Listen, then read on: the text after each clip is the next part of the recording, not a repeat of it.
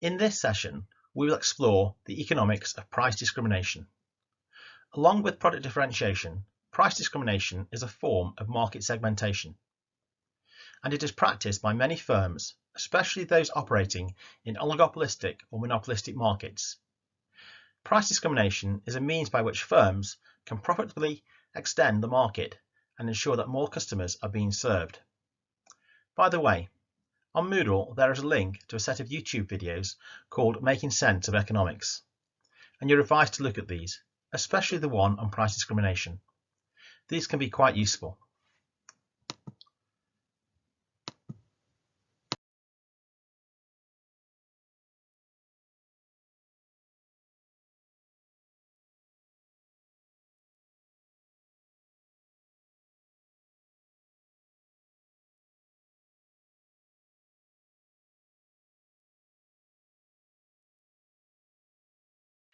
So what is price discrimination? Well, price discrimination involves charging different prices for essentially the same good or service to consumers who each have a different willingness to pay. And we know from demand theory that consumers all have different utility functions and different willingness to pay for a good or service. So the idea here is that the firm tries to cater for as many consumers as possible and essentially segment the market. Firms can also achieve this market segmentation through product differentiation, which we will cover later. The first thing to note about price discrimination is that it only occurs when firms have a degree of market power and they face a downward sloping demand curve. So we are talking here about imperfect competition. And as we will see, it is also a form of non-uniform pricing, where either consumers are charged different prices for the same good, or a consumer is charged a different price for the good depending upon how much they purchase.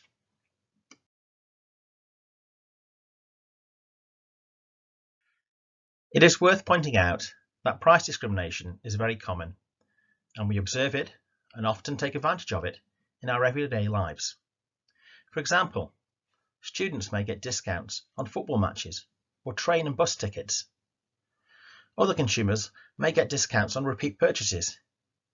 For instance, a Tesco Club card allows you to collect points on supermarket purchases, which you can redeem against future purchases at the supermarket.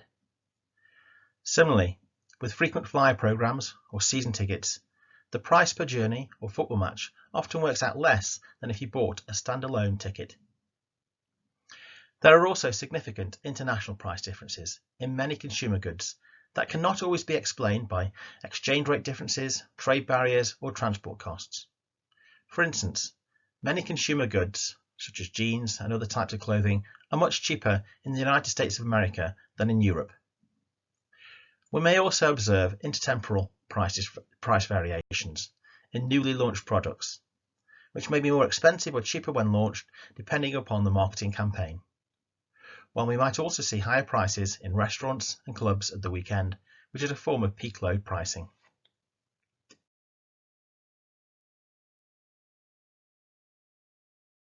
In order for firms to engage in successful price discrimination, several necessary conditions need to be in place. First, the firms must have a degree of market power. They must feel free to be able to charge different prices to different consumers without fear of losing too many customers to rival firms.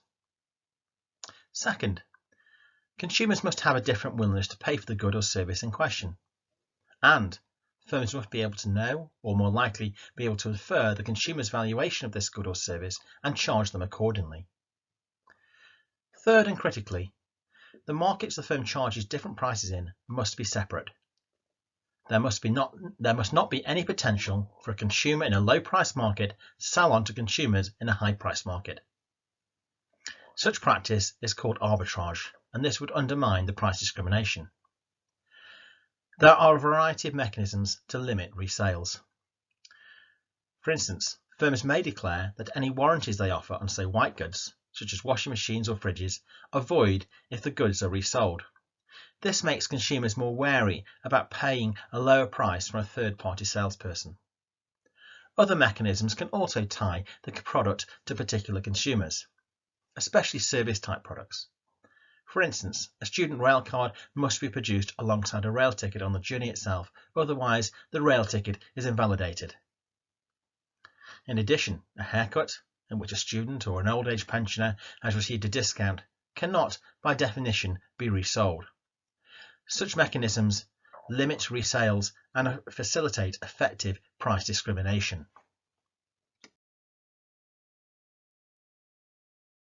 There are three types, or 3 degrees, of price discrimination. First degree price discrimination essentially involves the firm making a judgment on the maximum price that the buyer is willing to pay and then charging the buyer that price. As such, it is rarely observed because firms do not have perfect information on their consumers' willingness to pay. Nevertheless, first degree price discrimination offers us a baseline model and can perhaps relate to bilateral haggling situations. For instance, airlines might haggle with aircraft manufacturers over the price of a tailor-made plane, and in doing so, they may reveal their own willingness to pay. In cases of perfect price discrimination, the firm will be able to successfully extract all of the consumer surplus. Recall from your earlier lectures, the consumer surplus is the amount in excess of the price paid that a consumer would willingly pay if necessary to consume the unit purchased. Before we proceed, we should note the impact of first-degree price discrimination upon a firm's revenue. Recall that under uniform pricing, the effect on total revenue of selling an extra unit of output is composed of 2 effects. First, there is an increase in revenue due to the addition of another unit of sales at a positive price. But second, there is a reduction in revenue due to the firm receiving a slightly lower price on all other units of output. This means that we get a marginal revenue curve that is twice the slope of a linear demand curve.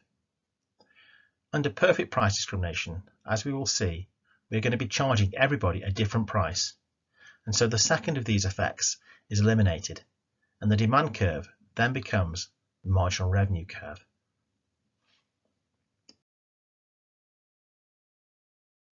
Here is an example.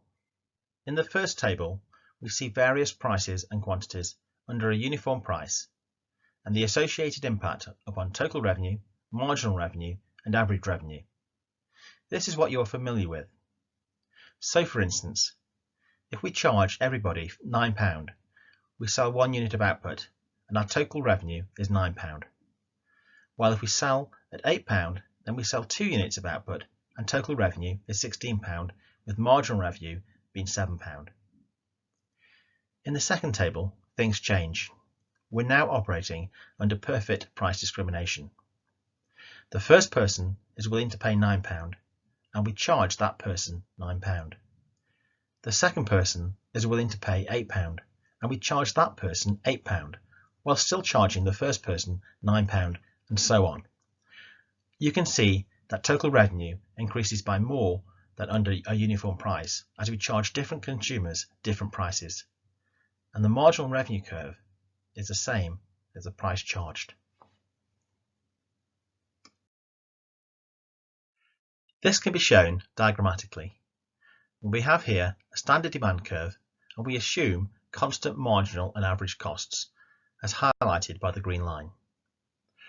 Under a uniform price, the firm will produce where marginal revenue equals marginal cost, and the firm will charge here a price of P star and produce Q star units of output. The consumer surplus is equal to the area A, B, P star, and the firm's profits are equal to the area P star, B, D, E. This is the scenario that you're familiar with from the earlier part of the course. Assume now that the firm operates perfect price discrimination. Here, the firm will charge the first person a very high price, just below point A. It will then charge the second person a slightly lower price, and so on. The firm will charge different prices all along the demand curve, which now is effectively the marginal revenue curve. And this process will carry on until the firm sells Q- units of output, where the last consumer pays a price at point E and this price, or marginal revenue, will equal marginal cost. The firm will stop at this point because beyond point C, marginal costs are greater than marginal revenue.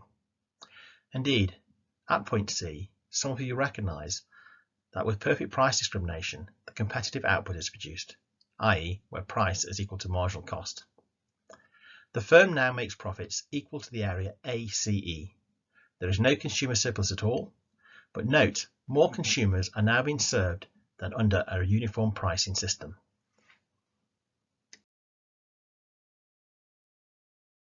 Second degree price discrimination is where the firm sells at different prices depending on how much of the good the consumer would like to purchase.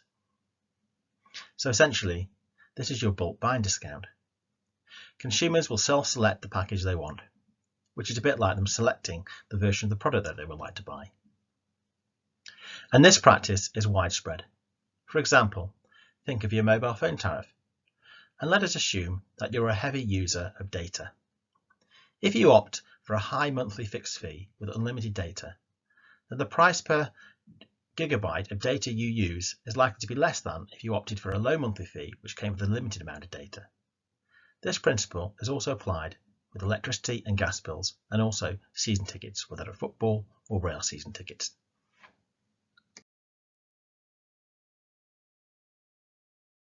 We will now illustrate second degree price discrimination diagrammatically. This diagram shows a standard situation under a uniform price. As before, profits are maximised where marginal revenue equals marginal cost, with a firm charging a price of PU and producing output at QU, and the firm's profits are given by the yellow shaded area.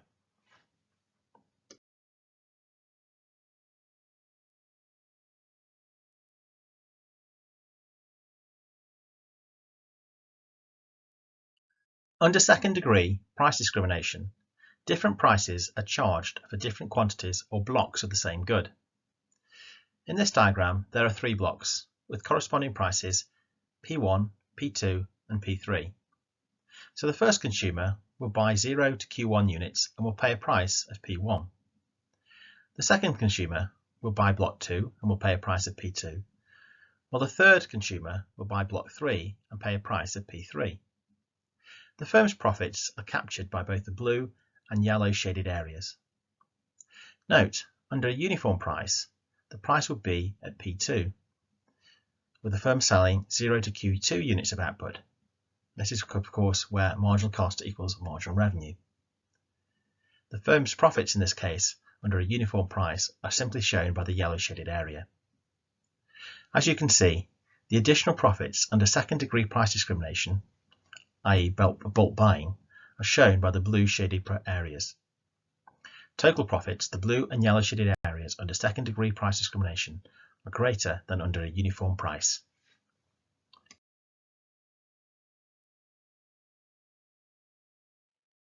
Third degree price discrimination involves the firm identifying groups of consumers with a different sensitivity to the variations in the price of a good.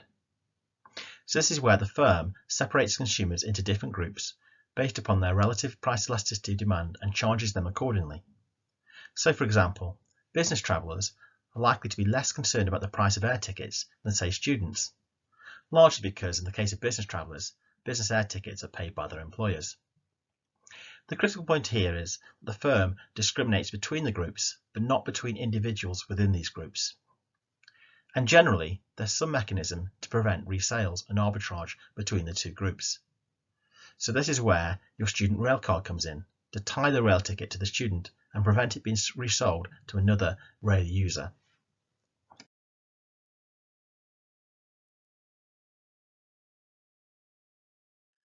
We can explore third degree price discrimination diagrammatically. In this diagram, we need to consider both a price elastic and price inelastic market side by side. Costs are the same in each market. After all, the firm is selling the same product. And so once again, the firm maximises profits by equating marginal revenue equal to marginal costs. In the price elastic market, shown here on the left, the demand curve is shallower and consumers are more sensitive to price changes. Hence profits are maximised with a price charged of P2. In the price inelastic market, shown here on the right, the firm faces a steeper demand curve, and consumers are less sensitive to price changes. The firm maximizes profits at a higher price P1 and produces an output of Q1. The firm earns combined profits equivalent to the blue shaded areas. This diagram demonstrates what happens if the separation of the two markets collapses, say due to arbitrage. The combined market is on the right and is constructed from the two demand curves in the separate markets on the left. On the right, in the combined market, the first portion of the demand curve indicates the demand that is served in the price inelastic market, while the portion after the kink reflects demand that is served in the price elastic market. Note the discontinuity in the margin revenue curve, and that this kinked demand curve kinks in the opposite direction to the kinked demand curve model that we saw under oligopoly. In the combined market, the firm will charge a single price, and this is at P star, which is higher than the optimal price in the elastic segment and lower than the optimal price in the inelastic segment. This means total profits are higher under third degree price discrimination than under a combined market. And here we just summarize the previous diagram.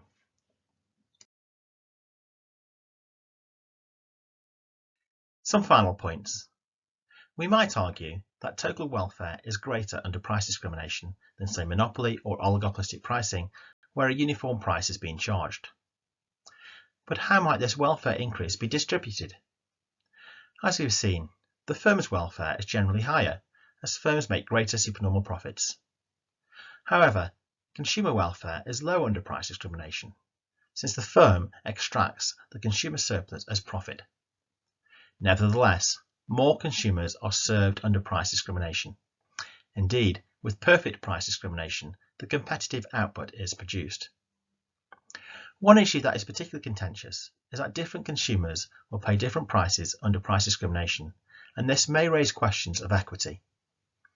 In some cases, low-income groups will benefit, since they may be charged a low price and the equity issues are not really disputed. However, in other cases, the discrimination can be quite stark. For example, is it fair that non-UK and overseas students pay a higher tuition fee for their university course than, say, UK home students? I'll leave that one for you to ponder upon. Okay, in terms of reading about price discrimination, please check out your textbook, and also the links to the videos and readings on Moodle.